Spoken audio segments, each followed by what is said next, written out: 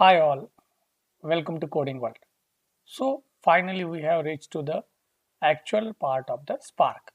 Last few lecture we have covered the basic of Scala, which we are using as a programming language while doing the ML operation on the Spark. So in this, from this onward, we will look into the each and every concept of the Spark. First we will see about what is data frames in Spark. How to use a Spark data frames. Programming with the data frames. Data frame exercise with the financial data. We know that previously we was using RDT concept. Now we are simpler to understand data frame syntax. Spark data frames are also now the standard way of using Spark machine learning capabilities. Spark data frame documentation is is a pre, is a still pretty new and can be passed. So I will give link of the Spark organization where we have seen that documentation, and in documentation you will be having detailed information about the SQL, Spark SQL, data frames also, data set also. So this is a documentation link. If you copy and search on the Chrome,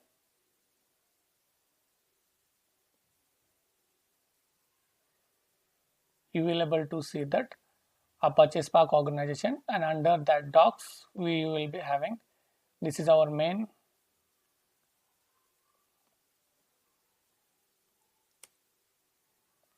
Yes, this is our main page. If you click here in documentation and latest release, you will navigate to the Spark overview.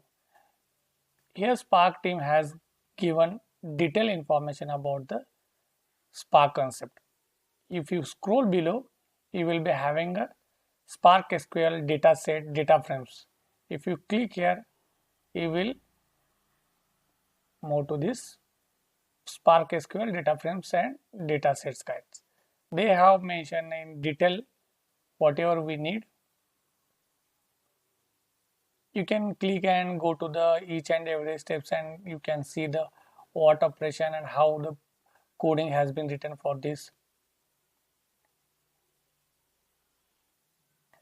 So here under API docs you will be having Spark. As I told that Spark provide many functionality, like mainly Spark is why too much famous because it provides API in too many languages like in Scala, Python, Java, R.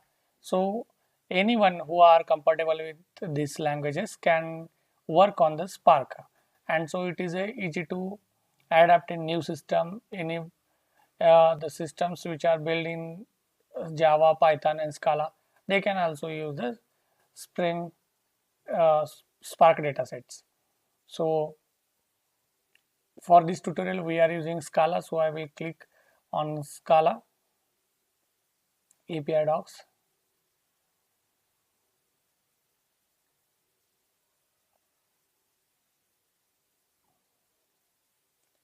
Yes, so here I am getting all the detailed explanation of the each method, class, what they are doing.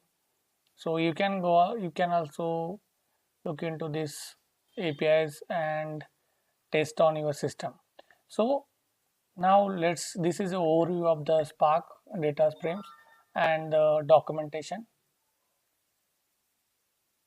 In next lecture we will see how what is the data frames, Spark data frames, and we'll go to the basic coding and we'll iterate over the data sets and financial data. So let's stick with this tutorial, and you will be having the good understanding of the Spark. Thank you.